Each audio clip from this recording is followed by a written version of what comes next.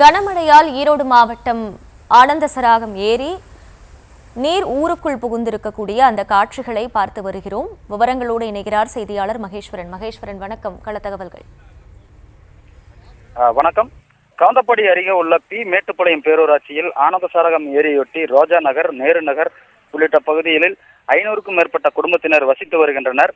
இந்நிலையில் இன்று அதிகாலை பெய்த கனமழையால் கவுந்தப்பாடி சுற்றுவட்டார பகுதியில் பெய்த கனமழையால் மழை வெள்ளம் சுற்றுவட்டார பகுதியில் உள்ள நீர்நிலைகளில் நிரம்பி வெள்ளப்பெருக்கு ஏற்பட்டது.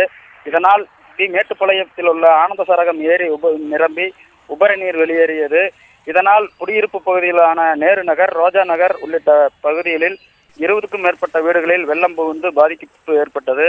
மேலும் அப்பகுதியில் உள்ள பூங்கா, சந்தை திடல், சுகாதார வளாகம் உள்ளிட்ட பகுதிகளையும் வெள்ளம் சூழ்ந்து பெருக்கெடுத்து செல்கிறது. அதிகாலை முதல் ஏரி நிரம்பி வீடுகளுக்குள் வெள்ளம் புகுந்ததால் பொதுமக்கள் வீடுகளை விட்டு வெளியேறி சாலைகளில் தஞ்சமடைந்துள்ளனர்.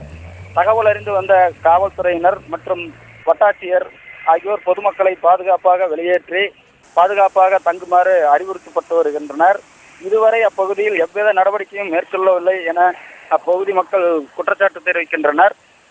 எனவே மழை வெள்ளம் வடிந்து ஊருக்குள் போகாமல் நடவடிக்கை எடுக்க வேண்டும் என்பதே அப்பகுதி மக்களின் கோரிக்கையாக உள்ளது.